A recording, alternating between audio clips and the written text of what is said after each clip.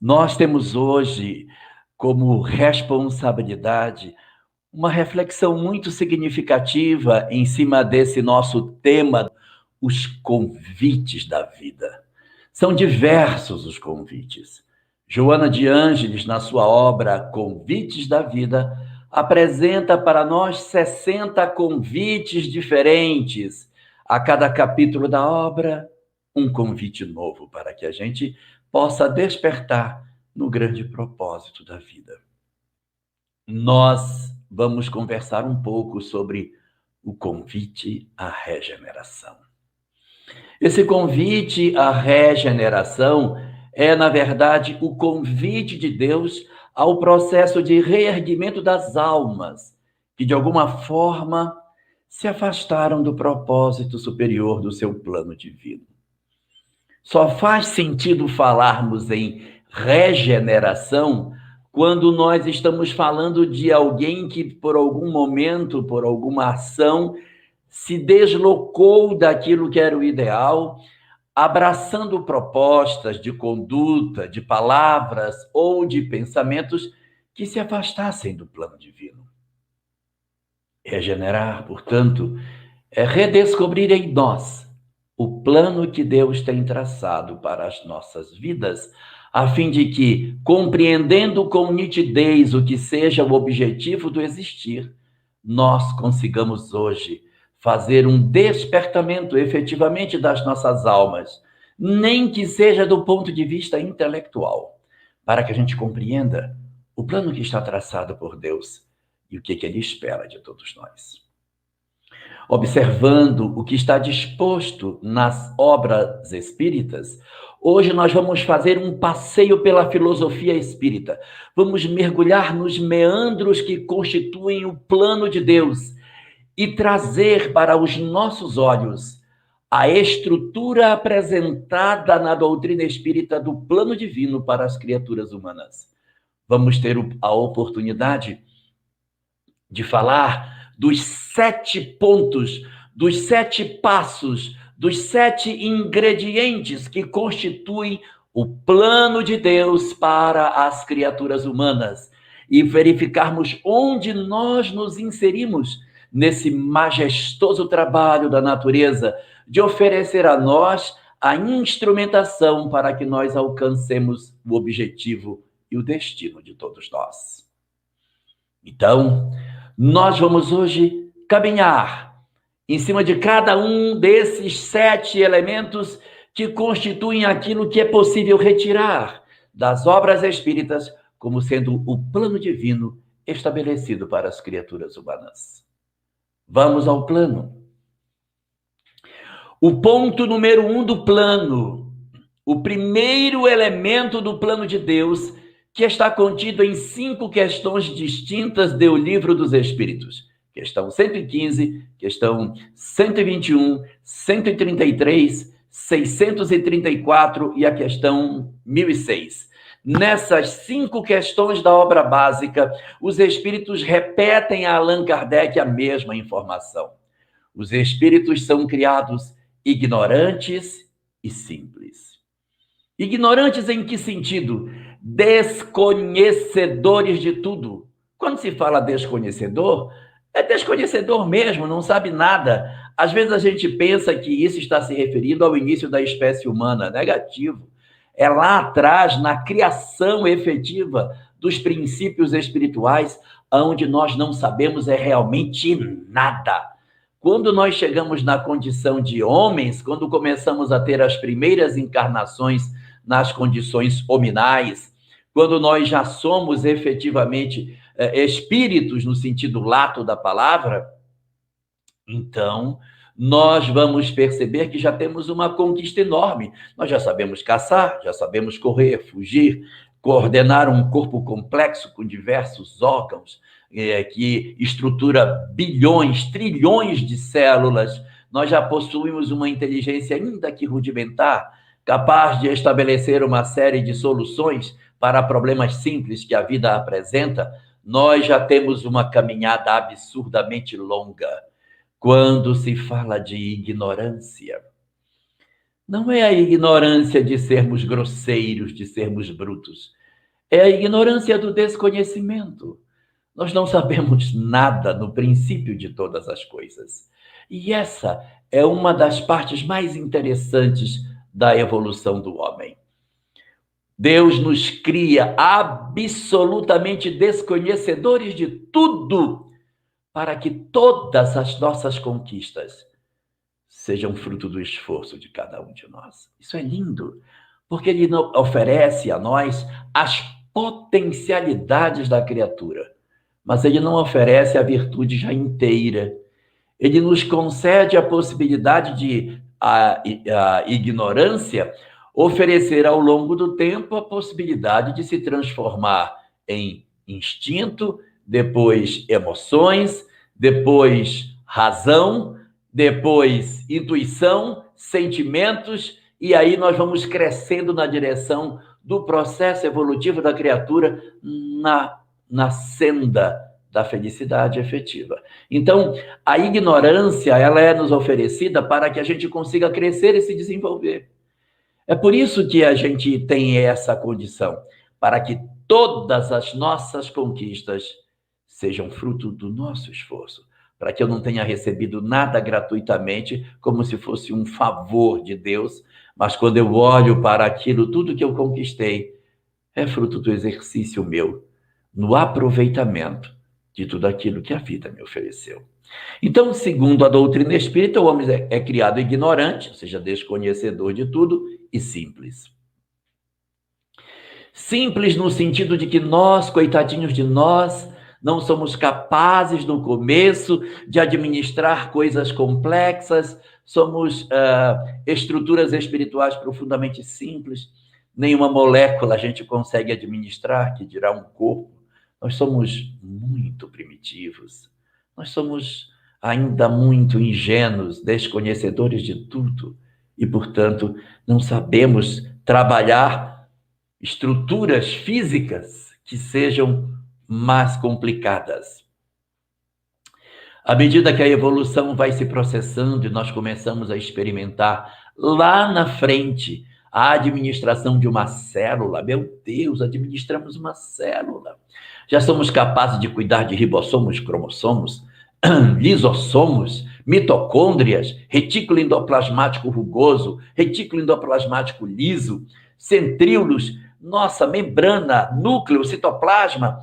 Que estrutura complexa nós já conseguimos fazer. Já não somos mais tão simples e tão ignorantes, porque já conseguimos fazer a alimentação da célula, fagocitose, pinocitose, nossa, reprodução celular, quantos aprendizados, quanto crescimento nós já temos na nossa evolução. Mas é só uma célula. E a gente vai se transformando, vai aprendendo estruturas mais complexas, seres que não são mais só uma célula, não são mais unicelulares, são seres pluricelulares, e as estruturas vão se complicando, vão ficando cada vez mais complexas. Assumimos a posição dos seres vertebrados, peixes, anfíbios, répteis, aves, mamíferos, antropóides, ser humano. Meu Deus, a estrutura de um ser humano. Olha quanto esforço da evolução para desenhar em nós o caminho do nosso processo evolutivo até alcançarmos a condição de sermos efetivamente homens. Quando chegamos nesse momento, nós alcançamos uma condição bastante singular. A natureza nos concede um dom que até então não possuíamos, a razão. Até antes, até o período que éramos animais, éramos movidos unicamente pelo instinto. Mas Deus ofereceu a nós, pela senda do progresso, o desenvolvimento da nossa intelectualidade, oferecendo ao homem a condição de que ele comece, ao aproximar-se da espécie humana, ao exercício do chamado pensamento fragmentado, em que a gente ora pensa, ora age por instinto, ora pensa, ora age por instinto, até que essas etapas, esses momentos de pensamento vão se tornando cada vez maiores, os períodos de instinto cada vez menores, como se fosse uma linha tracejada cujos traços fossem se emendando, até que num dado momento, segundo André Luiz, o pensamento se torna contínuo. Então, passamos a ser humano. Quando passamos a pensar continuamente, ingressamos na condição de Homo sapiens sapiens. Agora sim, somos indivíduos capazes de decidir sobre o nosso próprio destino, de analisar as nossas vidas pela ótica da razão, e inaugura-se para nós uma nova etapa do nosso processo evolutivo. A partir do momento em que a razão nos é entregue e que o homem possui efetivamente uma compreensão do que é a sua própria existência, que ele compreende que ele mesmo existe, que ele toma consciência de que ele é um indivíduo, quando chegamos a esse ponto, então, oferece-se ao homem uma característica bastante interessante. A partir desse momento, dá-se ao homem a condição do livre-arbítrio. Até então nós não tínhamos. Na época do instinto, não tinha livre-arbítrio. Como não tinha livre-arbítrio, não tinha responsabilidade espiritual pelas nossas ações, não tinha karma. Leão que come zebra não tem karma, ele age por instinto. Quem começa a ter consequência pelas suas ações são os seres humanos, porque eles agem com a razão. E por isso, quando a gente ingressa na fase hominal, além do desenvolvimento intelectual e da complexidade orgânica que a gente lidava, agora nasce um outro braço que não existia antes, o nosso desenvolvimento moral. Quando se fala que o homem era ignorante e simples, porque desconhecia todas as coisas, agora ele será chamado a desenvolver a inteligência e a moral também. A complexidade, a simplicidade e a ignorância, essa simplicidade e complexidade está agora nas relações sociais. Ele vai aprender a lidar com os homens, a conhecer os homens, a exercitar as suas condições de conhecimento rumo à sabedoria. Vai se criar a partir do homem 2 braços no processo evolutivo. O conhecimento intelectual para um lado e o conhecimento moral para o outro. É o grande e majestoso trabalho da natureza no início de todas as coisas. No dizer do Espiritismo, portanto, qual é o primeiro princípio do plano de Deus? Nós somos criados simples e ignorantes, com todas as potencialidades de crescimento. E o ponto número 2. Qual é o ponto número 2 dessa nossa escalada evolutiva? Nosso ponto número 2 é o destino. Para onde vamos? Já sabemos de onde viemos. Somos simples e ignorantes, desconhecedores de tudo. E qual é o nosso destino? A meta, para onde iremos? E o Espiritismo nos diz de maneira profundamente consoladora que o destino de todos nós é a felicidade. Não é lindo? Você saber que você tem um encontro marcado com a felicidade. Não é lindo você saber que Deus criou todos os seus filhos para que eles sejam felizes e que nenhum de nós será abandonado à beira do caminho, nos valões do sofrimento, na escuridão sombria da dor, como se nós tivéssemos a opção de podermos nos consagrar indefinidamente ao mal. Não é lindo saber que o nosso Pai, que o nosso Criador, trabalha em nós para que alcancemos a meta e que o nosso destino, inflexivelmente, será efetivamente a condição de sermos almas felizes? Então, esse é o nosso destino. Então, por aí a gente percebe que o homem é dotado de livre-arbítrio. Sim, o livre-arbítrio lhe é dado quando ele inicia a condição hominal. Um livre-arbítrio pequeno que se desenvolve com o tempo. Mas, ao mesmo tempo, ele tem um destino. O destino indica para nós que existe um determinismo divino. Existe um determinismo na lei de Deus? Existe. Nós todos seremos felizes. Isso não adianta você querer fugir. Você é criado pelo amor. Você é filho do amor, então qual é o seu destino? A felicidade. Nenhum dos filhos de Deus se perderá nelas pelas sendas do caminho. Nós podemos seguir pelo caminho que quisermos, mas o destino de todos nós será alcançarmos a plenitude e a felicidade. Isso é majestosamente lindo. Por aí nós vemos o aspecto consolador que a doutrina espírita nos traz. Primeiro, ela nos diz que ninguém foi criado com privilégio nenhum. Fomos simples ignorantes, que todas as nossas conquistas são frutos do nosso esforço. E ainda nos diz que o nosso destino é a felicidade, porque todos estamos marcados para esse encontro definitivo com a plenitude das nossas almas. O terceiro ponto desse nosso processo, desse nosso crescimento espiritual, está na garantia como é que Deus pode garantir que isso vai acontecer. Como é que ele pode garantir que ele criando um ser, que esse ser vai para a felicidade? E se ele não quiser ir? Se ele não quiser, se o gosto dele não for esse? Como é que funciona isso? Como eu posso garantir efetivamente que todos os filhos de Deus alcançarão a perfeição e que nenhum vai se rebelar para dizer, não vou seguir. Vou seguir por outro caminho indefinidamente por toda a eternidade. A garantia de que isso não irá acontecer está expresso na questão 621 de O Livro dos Espíritos. Deus, o supremo amor, ao criar seus filhos, assinou a sua obra, deixando dentro de nós em germen a lei de Deus. A sua própria lei, a lei divina, foi colocada no interior dos nossos corações como uma espécie de aguilhão da consciência, em que nós, à medida que vamos vivendo, vamos compreendendo essa lei que está dentro de nós e ela vai nos impulsionando pelo caminho correto. É a presença da lei de Deus na intimidade dos nossos corações que garante para nós que efetivamente nós iremos pelo caminho bom.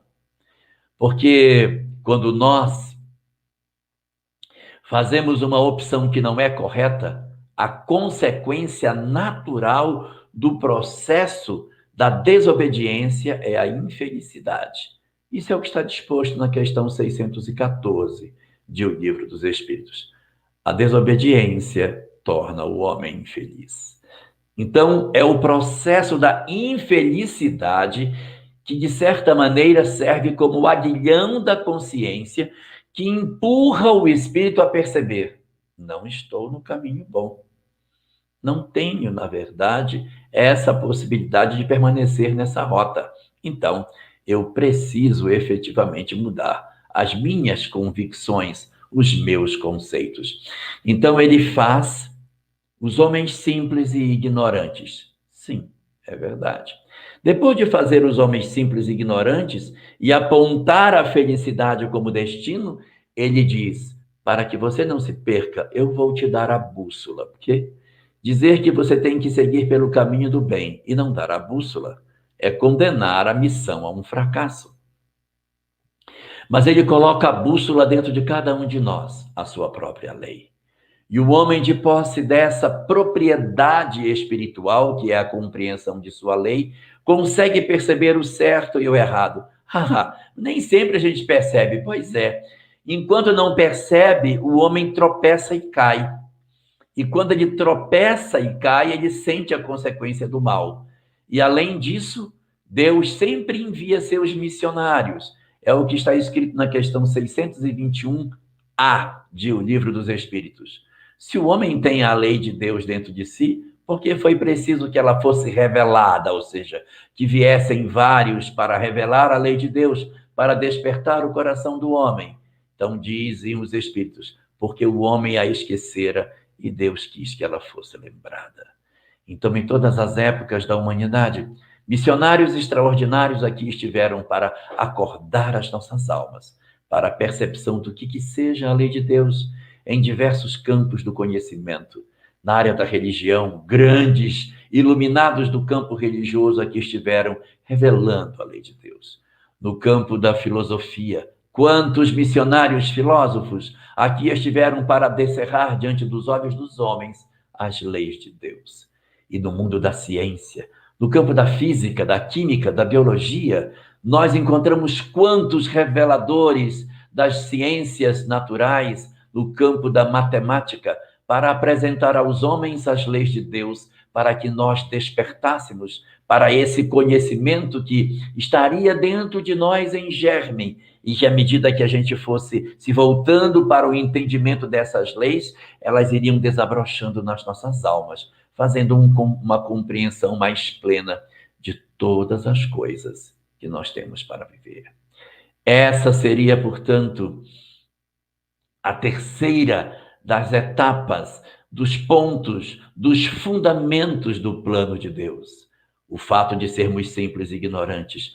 O nosso destino, a felicidade. A garantia de sucesso da missão, a bússola, a lei de Deus colocada no interior de cada um de nós. Além desses três elementos, o plano de Deus, na visão daquilo que o Espiritismo nos oferece, nos dá ainda um quarto elemento do plano. Qual é a estratégia? Tudo bem, nós somos criados simples e ignorantes, nosso destino é felicidade. A bússola, o roteiro é a lei de Deus. E a estratégia? Como é que eu vou conseguir chegar nisso? Não tem como, eu sou simples e ignorante, a meta está lá longe, que é a felicidade, eu tenho uma lei de Deus em germe na minha mão, como é que eu vou sair da posição A para chegar na posição B? Como é que eu saio da minha simplicidade e ignorância para alcançar efetivamente a felicidade plena? Como vai ser feito isso? O quarto ponto, a estratégia da qual Deus se vale para o processo de crescimento de cada um de nós, é a experiência, que está prevista na questão 120 de O Livro dos Espíritos, aonde Allan Kardec indaga se os espíritos precisam errar para chegar ao bem. E os espíritos então respondem que não. O homem não precisa errar, mas ele precisa experimentar. A experimentação, a vivência, o existir, o ralar-se com as possibilidades que a vida oferece, abrirão diante do homem grandezas extraordinárias, dilatarão as suas possibilidades, as suas capacidades intelectuais e morais, a partir das vivências que as diversas experiências vão oferecer a ele. Essas vivências, elas são de três naturezas distintas. Haverá experiências que o homem vai viver para abrir a ele novos horizontes, para que ele experimente novas sensações, para que ele sinta coisas que ele nunca sentiu, para que ele viva aquilo que para ele é novo. Esse conjunto de experiências novas que alargam o nosso saber, que alargam a nossa capacidade de experimentação, que nos retiram da zona de conforto para nos testar, para ver como é que nós nos saímos em ambientes fora daquele local que nós estamos acostumados a nos movimentarmos, chamamos isso de prova. Provas são todas as experiências que Deus, na sua misericórdia, nos oferece para nos movimentar do lugar onde estamos, para trazer conhecimentos intelectuais novos, para vivermos novas condições de conhecimento e, ao mesmo tempo, novas experiências morais, desafios de moralidade, desafios para saber se temos resistência ao bem, resistência no bem, resistência ao mal, para saber se nós conseguimos efetivamente dar boas soluções para problemas. Então, a vida vai nos oferecer provas. As provas não precisam ter nenhum vínculo com o passado. São naturais processos de encontro com novas verdades que a gente ainda não teve a chance de lidar.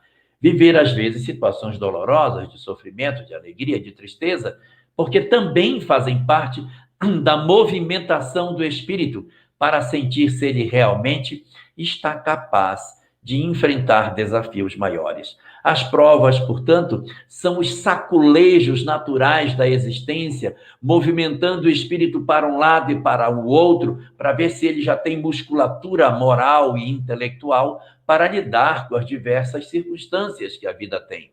Essas experiências, chamadas de provas, nada têm a ver com reencarnações passadas.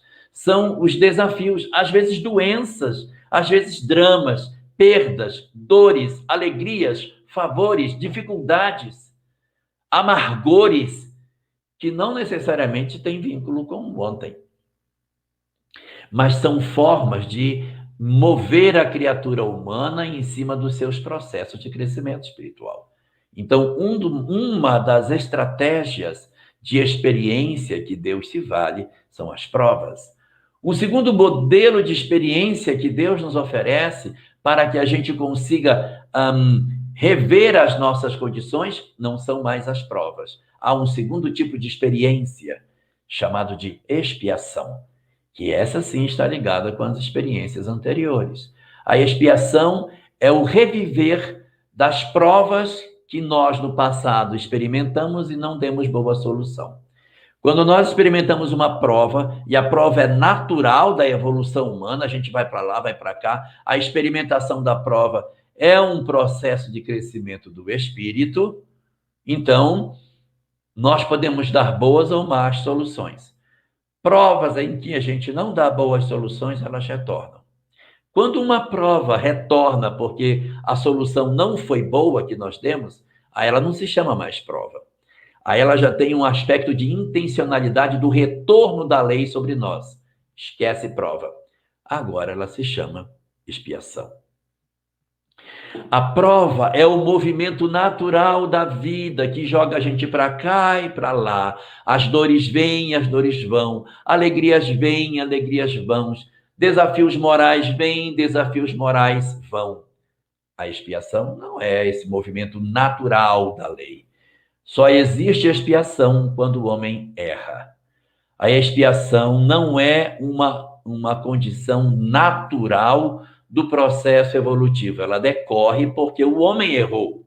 Como nós tomamos uma decisão que é equivocada, então a lei faz com que aquela circunstância volte.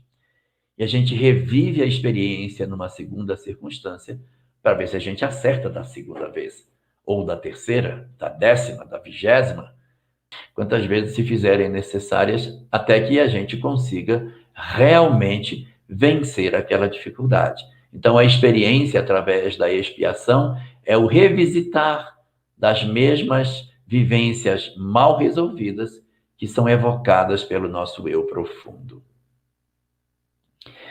Uma terceira forma de experiência que nós encontramos na literatura espírita é a missão.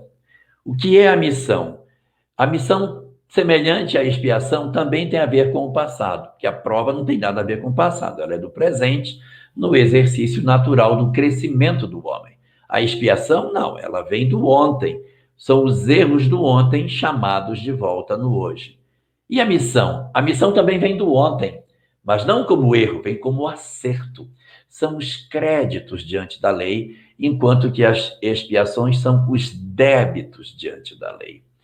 Missão é, dado que você conseguiu se sair tão bem nessa tarefa, você volta para ensinar como é que se faz. Qual o objetivo disso? Eu cresço ao ensinar. Eu me desenvolvo ao oferecer. Eu exercito as minhas potencialidades, porque ao voltar ao cenário para dar o exemplo de como se vive essas coisas, nós também nos percebemos crescendo, porque ao realizar o processo de repasse do que sabemos, nós também nos desenvolvemos. Quem ensina também cresce. Não pensemos que a pessoa, quando vai ensinar, não aprende nada. Ao contrário, a melhor forma de aprender é ensinando. Então, muitos espíritos que possuem determinados valores em algumas áreas, eles podem vir à Terra para ensinar. Na verdade, todos nós temos uma pontinha da nossa programação espiritual que tem um pouquinho de missão. Um pouquinho, mas tem. A gente, às vezes, tem muito em nós que é prova, muito em nós que é expiação, mas nós temos um pouquinho de missão quando a gente ensina alguma coisa a alguém. Você nunca ensinou nada a alguém? Nunca disse assim, meu filho lava a louça, meu filho vai escovar os dentes antes de dormir, Meu filho, vai estudar, sai da rua, vem para casa, não fique até tarde. Se você fez isso, você estava ensinando. Nessa característica, nós estamos envolvidos no aspecto da missão. Todas as vezes que eu faço algo, que eu me entrego por amor, é um exercício da missão. Aqueles que nas suas atividades profissionais amam o que fazem e se esforçam no que fazem para o trabalho que realizam, são espíritos que, nesse particular, estão exercendo a missão porque agem por amor. A professora que se debruça na carteira para mais uma vez ensinar o aluno a juntar as letras para a leitura de um texto, quando ela faz isso cheia de amor, é um processo de missão. Quando ela faz isso morta de ódio, louca para ser transferida para a Secretaria de Educação, ou para ser colocada numa circunstância em que ela não quer mais sala de aula, que ela não suporta mais. Ai, me leva para a biblioteca, me deixa na sala de informática, me readapta, por favor, na escola. Eu não suporto aluno, eu tenho loucura, tenho angústia. Enquanto a outra diz, meus tempos de férias são tristes, porque vivo quando estou perto dos meus alunos. Essa é uma característica que bem significa, de maneira bastante clara, a diferença entre missão e expiação. Então, a experiência é a quarta ferramenta desse plano divino para apresentar a nós a compreensão de como é que as coisas acontecem. Quinto ponto da lei de Deus. O quinto ponto é, tudo bem, sou criado simples e ignorante, evoluo através da experiência, utilizando a lei de Deus que está dentro de mim, com destino à felicidade. Está muito claro. Sou criado sem saber nada, a experiência vai me dar as virtudes, a lei de Deus é a bússola, meu destino é a felicidade. Ótimo. A grande pergunta é, o que é que eu preciso ter para que eu consiga saber, em síntese, o que eu devo fazer para alcançar a felicidade? Qual é a exigência da lei, que é o quinto elemento do plano? Qual é a exigência para que eu consiga realmente dizer que eu sou um espírito resolvido, que eu consegui alcançar essa condição espiritual extraordinária que os espíritos me pedem? Então, a exigência da lei para que a gente consiga fazer isso é a vivência do amor. Essa é a síntese. E não seria difícil compreender isso, porque, ora, sendo Deus amor, e sendo nós imagem e semelhança de Deus, é muito lógico que o Criador espera de nós o quê? Que nós exercitemos a essência da sua característica. Então, qual é a essência de Deus? O amor. Nós temos que nos direcionar para isso. Não existe possibilidade de alguém dizer que se tornou um espírito superior sem exercitar efetivamente o amor nos seus dias. Realmente não dá, não tem condição dos espíritos alcançarem a condição de felicidade sem atravessarem nas suas histórias a vivência do amor. Então, se a gente diz assim, será que eu já estou perto de compreender a lei de Deus e de viver uma vida mais feliz no mundo espiritual? A resposta é muito simples. Verifique dentro de você quanto de amor já existe na sua alma. Porque é a intensidade do amor que você tem, da entrega, da capacidade de sermos efetivamente espíritos voltados ao amor a Deus, ao amor ao próximo, ao amor a nós mesmos, que garante a nós a condição de felicidade que nós tanto buscamos. Então, como fazer para saber se estou no caminho correto? Meça seus atos. Observe suas intenções. Você é movido pelo ódio, pela mágoa, pelo ressentimento, pelo rancor, pelo remorso, pelo desejo de vingança? Ou você é movido pelo sentimento de juntar, de amar, de perdoar, de estar juntos, de congregar pessoas, de renunciar aos seus interesses em favor do próximo, de pensar primeiro nos outros antes de pensar em si mesmo, de sacrificar os seus interesses em favor da justiça, de tomar a defesa do fraco contra o forte. Quais são as características que dominam a nossa personalidade? A partir daquilo que fazemos, daquilo que dizemos, daquilo que sentimos, se isso está mais próximo do amor, significa que nós estamos realmente mais alinhados com esse propósito superior. E se por algum motivo os nossos sentimentos, as nossas palavras, as nossas ações ainda se apresentam um pouco distante disso, eu ainda tenho muitos sentimentos e palavras do tipo, eu não quero nem saber, eu não estou nem aí para você, por mim todo mundo que se dane, se eu ainda vivo essa experiência, eu estou bem longe desse objetivo aí, hein? Eu estou ainda distante, não estou sentindo a lei de Deus. E aí, como a gente está distante da lei de Deus, haverá que acontecer experiências para nos trazerem de volta. E é esse movimento de retorno do homem para o caminho que ele não deveria ter saído, que se chama regeneração. O que significa regeneração em si? Regeneração significa alguém que por algum motivo fez um movimento e deflexionou para fora do caminho, saiu da rota que era, havia uma bússola apontando para uma direção, e eu acabei saindo desse caminho que a bússola apontava. Quando eu fiz essa saída, eu percebi que a infelicidade me visitou, porque a consequência do homem de sair do caminho do bem é a infelicidade. Então, eu vou precisar de experiências para fazer com que eu retorne e reencaixe a minha conduta no plano que Deus estabeleceu. E esse processo de retorno para a condição normal é que se chama regeneração. Vamos pensar mais ou menos assim, só para a gente ter uma ideia. Imagina que eu tenho uma planta e essa planta, ela começou a crescer e ela começou a entortar para cá. Ela foi crescendo torta. E ela, ao crescer torta, ela não está conseguindo manter a sua condição de verticalidade do seu caule. Então, o que a gente pode fazer? E isso se faz muito na escola.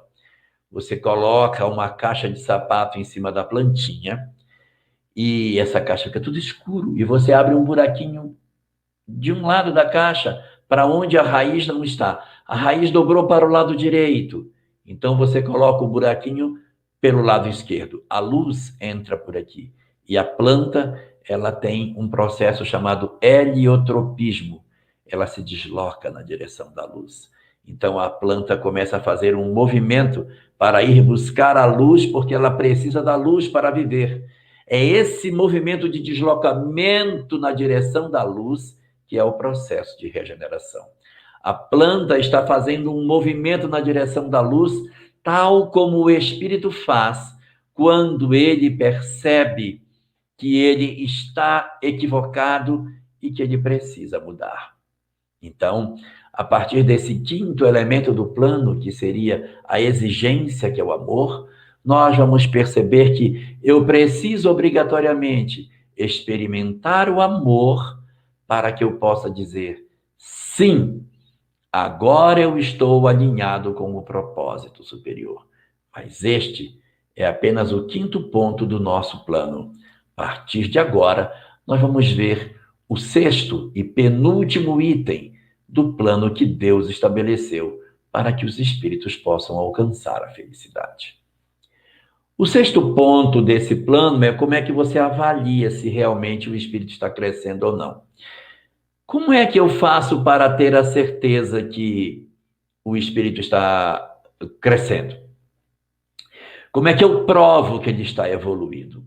Porque, veja, eu posso mentir até para mim mesmo. Eu posso achar que eu mudei, eu posso achar que eu me transformei, eu posso achar que eu estou pelo caminho bom. Eu digo, não, eu estou sim. Não, já entendi. Minha cabeça está claríssimo. O bem é o bem, o mal é o mal. Não tenho dúvida. Não me sinto arrastado pelo mal. Estou plenamente alinhado com propósitos superiores. Nossa, eu, da minha parte, acho até que eu já sou até um espírito puro, porque não tenho mais dúvida nenhuma de como viver a vida no sentido da busca da perfeição dentro de nós e da vivência do amor pleno. Mas,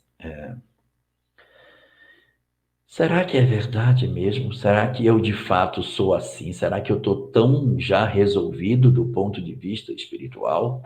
Então, para que tenhamos certeza de que nós realmente avançamos, de que nós realmente crescemos, existe um instrumento para a aferição legítima da evolução dos espíritos. Esse instrumento se chama encarnação. A encarnação, ela faz parte do plano de Deus como o instrumento para medir se realmente a criatura humana alcançou a plenitude que ela estava dizendo que tinha.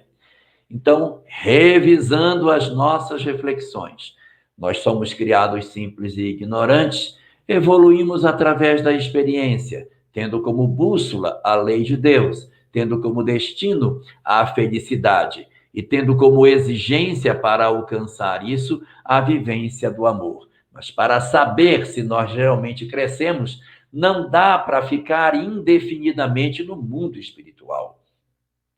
Nós poderíamos ficar lá? Até poderia, mas não dá, porque o espírito sente a necessidade de provar-se que ele mudou. Se ele fica lá, ele pode ficar por até bastante tempo, 1 século, 2, 3, mas chega uma hora em que ele precisa aferir se ele realmente se transformou. E esse processo de aferição só se dá pela encarnação. Por quê? Por causa do esquecimento do passado. Porque a reencarnação abafa o que dizemos e fica com o que sentimos. Não adianta o que eu digo no mundo espiritual. Isso tem pouco valor. O que tem valor é o que eu sinto. E às vezes, no mundo espiritual, lá, a gente se ilude sobre o que a gente mesmo pensa sobre nós próprios. É preciso reencarnar para saber se realmente eu internalizei as verdades que eu falo, que eu já tenho. Somente o esquecimento do passado, com um abafamento das nossas crenças e a revelação do que vive no íntimo das nossas almas, é capaz de dizer para nós se nós realmente despertamos ou não. Porque sim, é através do fenômeno da reencarnação, do majestoso mecanismo do retorno do homem à vida corporal, na capacidade de nós nos alinharmos com um corpo de carne e despertarmos no mundo dos encarnados, sem a compreensão exata do que somos, mas apenas com o cerne da nossa alma desperto, que nós vamos saber se somos bons ou não. Quer saber se alguém é... A gente não diz assim, quer saber se uma pessoa realmente é boa? Dá poder a ela. Se a pessoa com poder continuar sendo boa, é porque ela é boa. Quer conhecer um homem? Dá poder a ele. E aí, parafraseando, podemos dizer, quer saber se um espírito é bom? Encarna ele. Porque lá o discurso pode não ser tão verdadeiro. Você quer saber se uma alma realmente é capaz de viver o que fala? Manda encarnar. Manda descer na terra e esquecer o que é, apagar as suas promessas falazes e ficar apenas com a intimidade do seu ser. Despertar no mundo terreno, cercado de tantas e tantas sugestões enlouquecidas, e marchar na direção do bem. Se eu fizer isso, aí eu posso dizer, parabéns, você realmente internalizou a ideia, porque do lado de cá, as circunstâncias são bem diferentes. Neste sentido, portanto, da encarnação dos espíritos, Allan Kardec, tratando sobre isso no livro O Evangelho segundo o Espiritismo, capítulo 3º, vai dividir as condições de encarnação dos espíritos sobre os diversos mundos do universo em 3 tipos diferentes: os mundos inferiores, os mundos intermediários e os mundos superiores. Nos mundos inferiores, ele fala dos locais onde a brutalidade, a ignorância, a predominância dos instintos materiais se sobrepujam aos instintos espirituais. E entre os mundos inferiores, ele subdivide em dois tipos: os chamados mundos primitivos e os mundos de provas e expiações.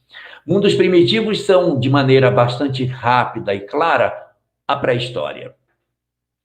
Pouca condição de intelectualidade, rudimentos ainda muito precários das estruturas sociais, ignorância de muitas das questões relacionadas ao aspecto da civilização, progressos grandes em relação ao período animal, sem dúvida, mas desconhecemos a escrita, às vezes não sabemos nem plantar, temos dificuldade com as noções de Estado e de família, temos graves problemas no sentido da nossa condição de entendimento de como que os homens devem viver, possuímos estruturas sociais bastante rudimentares.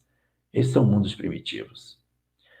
E depois, um segundo tipo de mundo que também é inferior, chamado provas e expiações, que se caracterizam pelo egoísmo, pelo orgulho, pela perversidade, pela construção de sociedades perversas, onde os mais fortes esmagam os mais fracos, onde a descrença toma espaço nessas sociedades, a crueldade, o assassínio, a violência, o ódio, as paixões envilecentes, a inveja e o orgulho dominam as relações dos homens, porque, no dizer de Kardec, são as condições espirituais nas quais o mal sobrepuja o bem.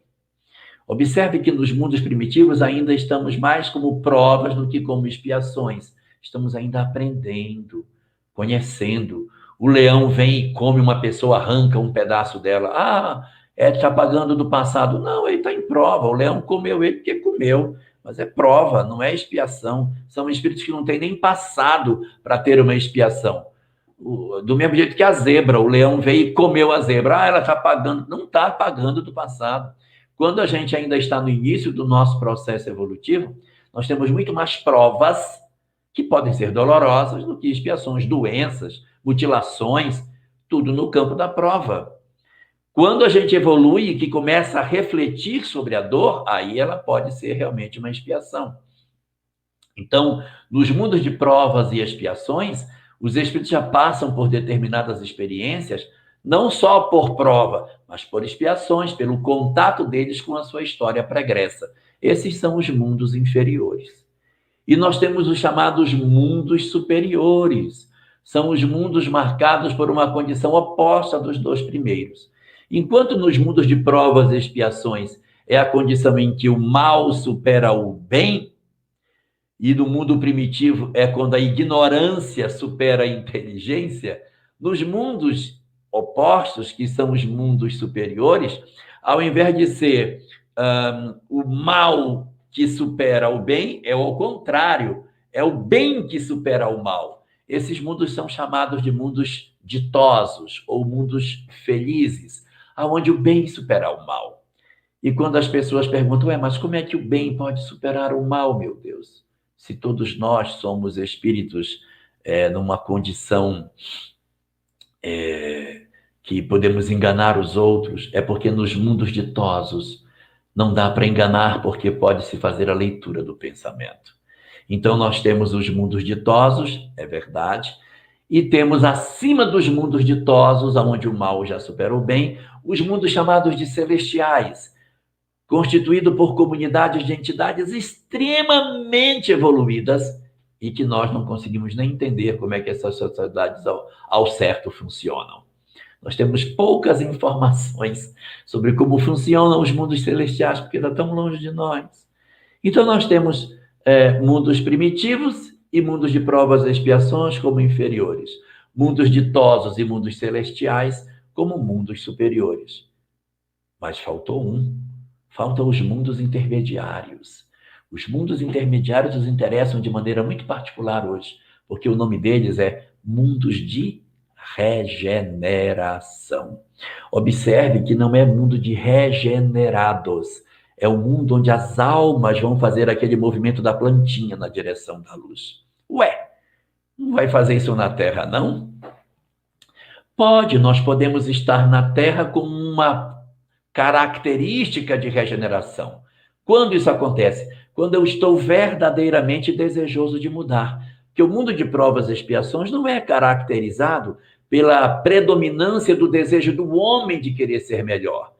nós vamos encontrar pessoas na Terra com esse perfil, que estão preocupados com suas imperfeições, que querem seguir a lei de Deus, que estão preocupados com seus semelhantes, que estão lutando contra os seus defeitos. Verdade, nós temos. Esses possuem já o traço do mundo de regeneração. Eles vivem em mundos de provas e expiações, mas já possuem as características dos mundos de regeneração, aonde o espírito não está regenerado, mas ele está lutando para transformar sua vida, ele está empenhado em vencer suas imperfeições, ele está querendo intensamente ser melhor. Veja que os mundos de regeneração, conforme diz Allan Kardec, nos itens 16 e 17 do capítulo 3º do Evangelho segundo o Espiritismo, nos assevera que o corpo das pessoas que habitam em mundo de regeneração não são diferentes dos nossos. É só uma disposição íntima de mudança. Então, mudar de planeta de provas e expiações para a regeneração é decidir efetivamente, eu não quero mais ser assim. Eu quero lutar contra meu egoísmo, contra meu orgulho. Eu quero amar o meu irmão, eu quero me voltar para Deus. É isso que é o mundo de regeneração. É isso que se espera que nós façamos. E do dizer da literatura espírita, nós estamos vivendo nesse período uma chamada etapa de transição planetária, em que a Terra está lentamente deixando de ser provas e expiações para tornar-se um mundo de regeneração. Como que isso acontece? Não é de fora para dentro, é de dentro para fora. Cada pessoa da Terra que se transforma e diz, não quero mais ser assim, quero ser diferente, é um pontinho a mais que vai contando na balança para que a Terra seja um mundo de regeneração. A característica de um mundo de regeneração é a predominância de pessoas com esse pensamento. Na Terra ainda não temos isso. Nós ainda temos muita gente querendo as coisas materiais, colocando os interesses materiais acima dos interesses espirituais, indiferente à questão que diz respeito ao bem, distante de Deus, distante do amor ao próximo, afogados nas suas paixões. Então, não dá para a gente dizer que a Terra seja um mundo de regeneração, já que é só querer mudar, mas ainda temos muita gente como provas e expiações. Mas nós já temos uma quantidade boa de gente querendo mudar, então, por isso que está em transição. Já se observa muitas pessoas realizando o grande trabalho de transformação, apontando para nós o despertar da civilização terrestre para uma nova realidade, que é a realidade espiritual para o mundo de regeneração. E para encerrar a nossa conversa de hoje sobre a regeneração, falta o último dos pontos. Nós já falamos do primeiro. Qual é o primeiro? Nós somos simples e ignorantes. Qual é o segundo? Nós evoluímos através da experiência. Qual é o terceiro? Nós temos uma bússola, que é a lei de Deus, que nos aponta como andar nessas experiências. Nós temos o quarto, que é o destino de todos nós, a felicidade. Nós temos o quinto, que seria efetivamente a exigência para alcançar a felicidade, que é a vivência do amor. Nós temos o sexto, que é a encarnação como estratégia de avaliação do processo evolutivo do homem. Falta o último. O último é: qual é o aguilhão que Deus se utiliza para despertar as criaturas no nosso momento em que a gente precisa crescer? Porque a gente poderia realmente ter tudo isso e encarnar e nessa encarnação tentar se desenvolver, né? Do lado de cá, descobrir como é que a gente faz para crescer. Mas Deus estabeleceu um aguilhão, um instrumento que nos impulsiona para que a gente desperte. E o aguilhão que Deus nos deu para que a gente desenvolva essa potencialidade se chama sociedade. É a vivência em sociedade que vai promovendo o processo de melhoramento do homem. Isolarmos-nos pode ser até bom por um tempo, para que a gente refaça forças, mas não é da lei de Deus o isolamento permanente do homem. Eu me retirar para um período de reflexão é bem interessante. Saulo de Tarso ficou 3 anos no deserto de Palmira, no oásis de Dan, para refazer-se e deixar Saulo de Tarso no deserto e voltar transformado para o início do seu trabalho de pregação. Então, ele precisou de 3 anos para se despir do farisaísmo. Então, faz sentido um isolamento. Mas viver uma vida de total isolamento não é a melhor forma de fazermos isso. Então, para que a gente possa encerrar essa nossa conversa, vamos falar hoje sobre os 7 instrumentos que a sociedade possui para a educação das criaturas. Vamos lá, que o nosso tempo está chamando. Primeira forma da sociedade agir lapidando a cada um de nós é quando o espírito ainda não despertou para a vida social de maneira mais plena. O foco do espírito está em si mesmo. Ele não tem uma preocupação muito grande com o coletivo. Então, quando ele está muito focado no seu egoísmo, ou quando ele ainda não desenvolveu as suas potencialidades, ele pode experimentar um tipo de vivência social chamada por André Luiz de reencarnação de interesse individual.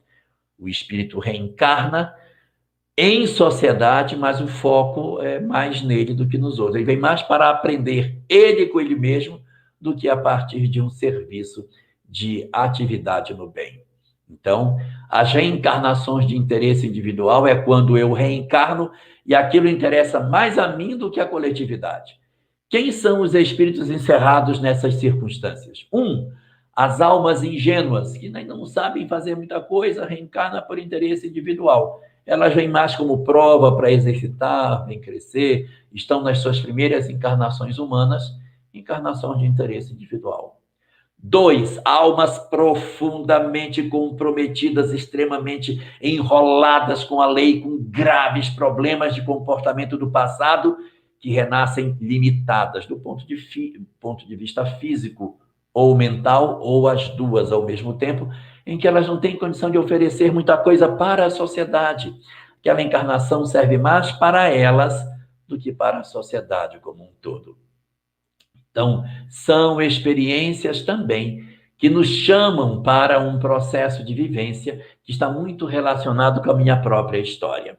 E um terceiro tipo que às vezes acontece, mas não é assim tão rígido, mas que vale a pena destacar, são as chamadas famílias expiatórias. Eu odeio alguém, odeio alguns, e como eu odeio alguns, eu constituo uma família onde os laços de família são meu grande desafio. Eu vou encontrar dentro do lar meus desamores do passado, e os grandes problemas que eu tenho para fazer é ali dentro. O grande desafio da existência é dentro de casa. Então, são espíritos que renascem para encontrar seus desafetos dentro do lar, trabalhar as suas imperfeições e se regenerarem dentro do espaço da própria família. Então, reencarnações de interesse individual são as reencarnações em que o espírito renasce aonde ele não tem uma grande proposta de trabalho social. Ele vai trabalhar para quê?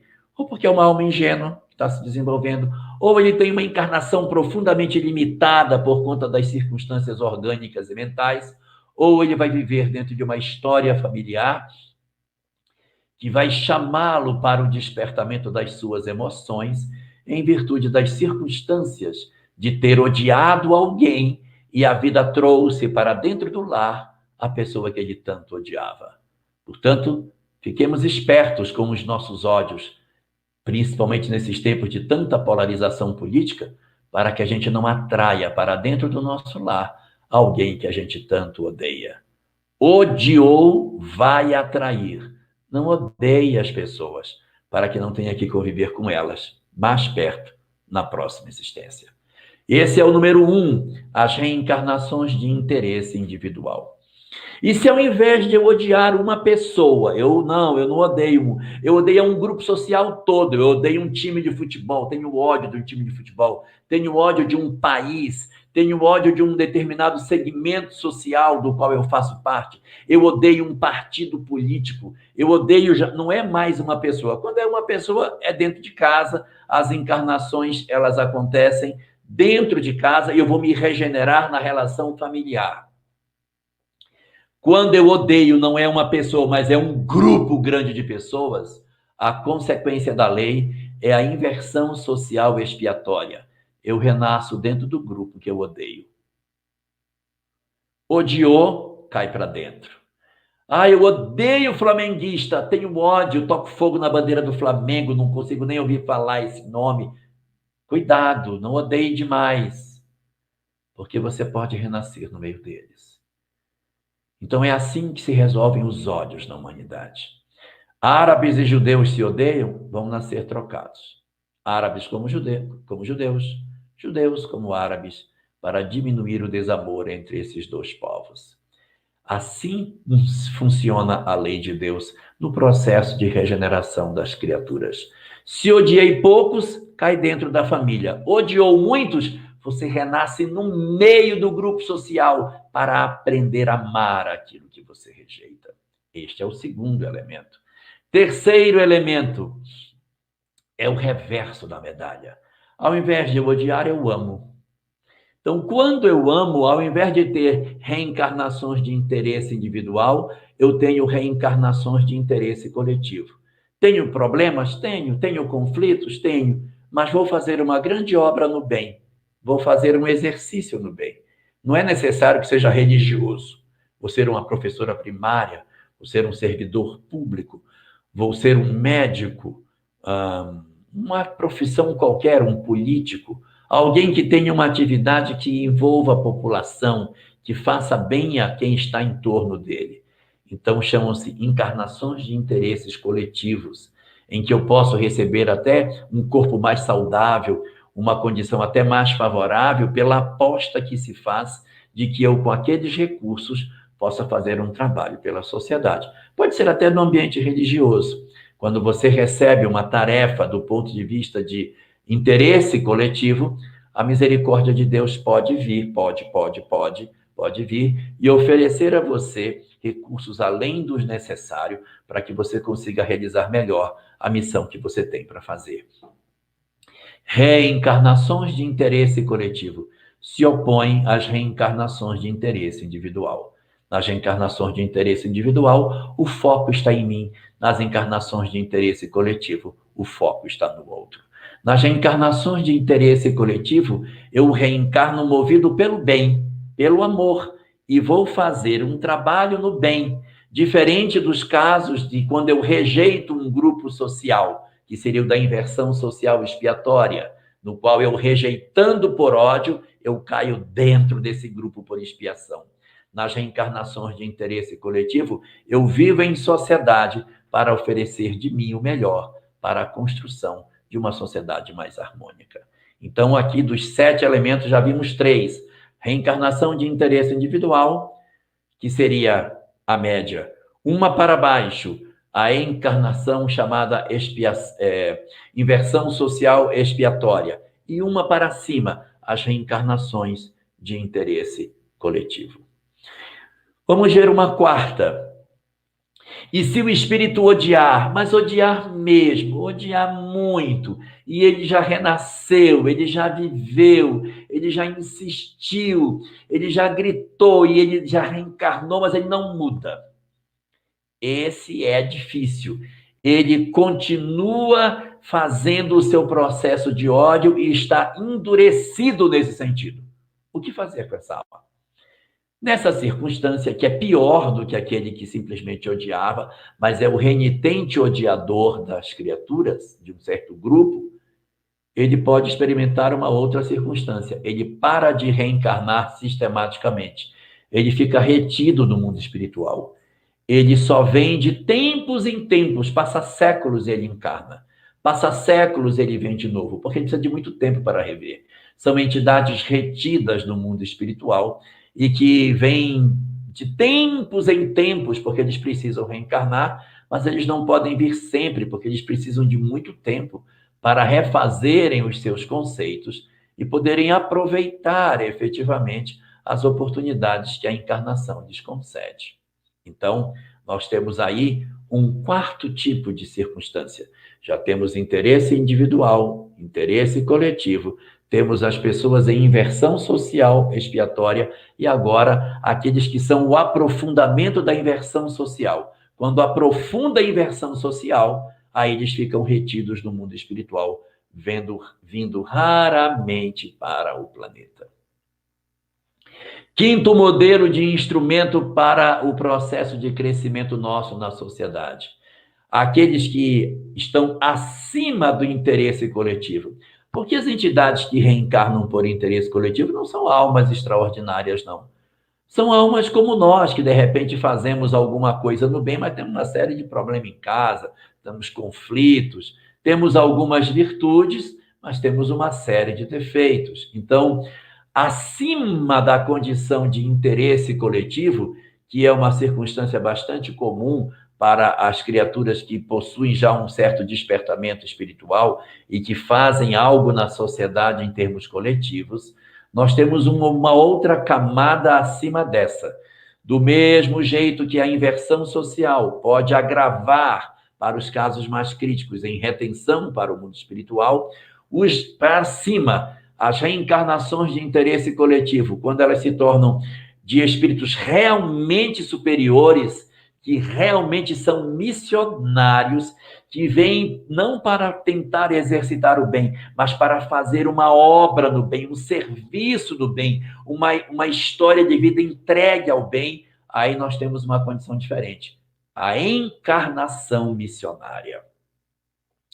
A encarnação missionária, semelhante ao caso anterior, também não acontece sempre. Esses espíritos, por serem muito evoluídos, não encarnam sempre na Terra. Eles encarnam de tempos em tempos, entre duas encarnações sucessivas, séculos, igual os da retenção. Entre duas encarnações sucessivas, séculos. Só que os da retenção não encarnam porque não merecem, por isso que não vêm. E os das encarnações missionárias não encarnam frequentemente porque nós não merecemos, a Terra que não merece. Então eles vêm num século, passam vários séculos, vêm de novo, trazendo suas lições para que a gente aprenda, viva aqueles conceitos, e lá na frente eles voltam para trazer mais uma pecinha para empurrar a humanidade para frente. Então, do mesmo jeito que eu tenho o agravamento da inversão social nos processos de retenção, eu tenho um outro mecanismo na lei de Deus, na qual as circunstâncias que eu possuo hoje na minha encarnação pode fazer com que, além de ser uma reencarnação de interesse coletivo, eu esteja falando das encarnações missionárias, dos espíritos que são extraordinários no bem e que vêm de maneira bastante espaçada no tempo. É um Francisco de Assis que vem de séculos, e passa sei lá quantos séculos, às vezes milênio, para que essa entidade possa vir novamente para o planeta. Aqui nós estamos com 5 estratégias: reencarnação de interesse individual, reencarnação de interesse coletivo e, acima delas, as encarnações missionárias. Para baixo, eu tenho as reencarnações de interesse individual, piorou, nós temos as inversões sociais expiatórias, piorou, eu vou para a retenção no mundo espiritual. Ainda faltam 2. O que acontece quando eu tenho dentro do nosso planeta uma resistência enorme no processo de transformação nosso? Fica retido. E se ficar retido, e chegar o período da transição planetária e esse sujeito ainda ficar retido, e ele não muda, o que acontece com ele? Chega a hora da transição planetária, então é o momento da encarnação em massa dessas entidades, como última oportunidade, que é o que está acontecendo agora, por isso essa perturbação no planeta. Abriu-se a porta do mundo espiritual inferior e uma série de entidades enlouquecidas estão entre nós, acenando com suas ideologias de perturbação, e a partir do momento em que se dá essa chance para esses espíritos, e eles não aproveitam, então ocorre um fenômeno chamado migração coletiva. A migração coletiva é um fenômeno no qual grandes levas de espíritos são deslocados no universo para outros mundos no processo de busca da sua regeneração.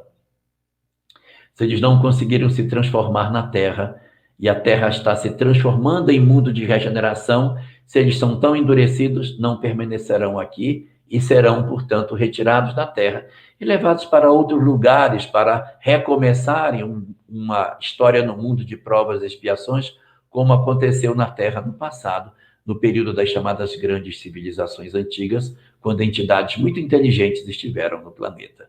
Então, a migração coletiva é o resultado final do esforço que acabou não sendo produtivo neste orbe.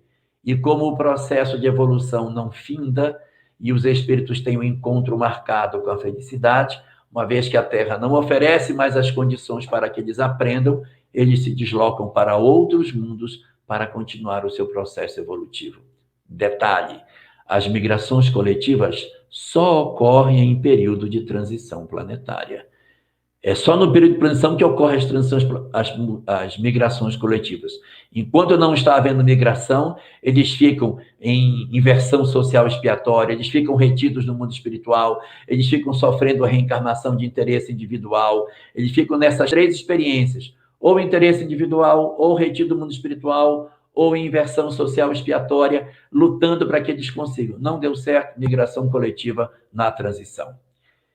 Da mesma maneira que existe a migração coletiva, nós temos uma sétima circunstância, que é acima da encarnação missionária.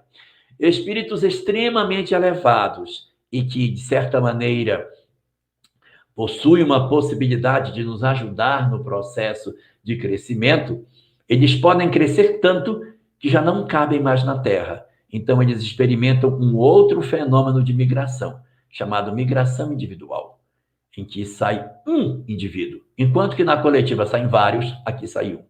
Enquanto que na imigração coletiva as circunstâncias são por conta do mal, aqui a circunstância é por conta do bem. Enquanto na migração coletiva é compulsório, é obrigatória a transferência, as migrações individuais, elas são consensuais. Elas são a partir elas são discricionárias. É o espírito que aceita ou não a circunstância em que ele está envolvido. E, por fim, as migrações coletivas ocorrem durante as transições planetárias. E as migrações individuais só ocorrem quando não está em transição planetária. Por quê?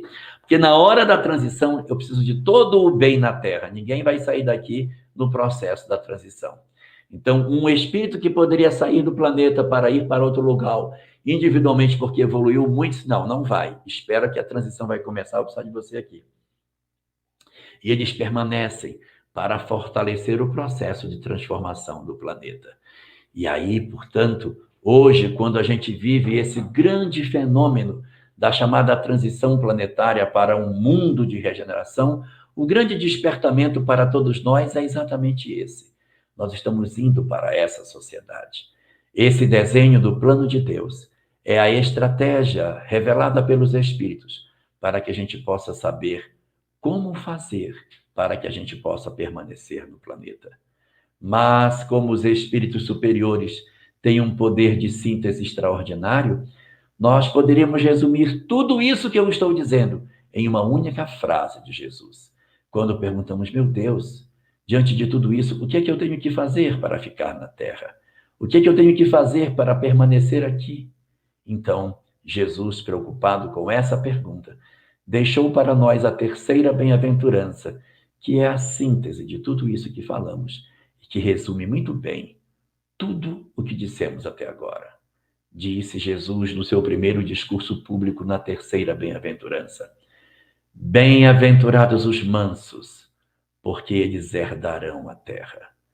Se você quer permanecer no planeta e exercitar efetivamente sua regeneração, desenvolva mansuetude, porque só os mansos é que permanecerão no planeta.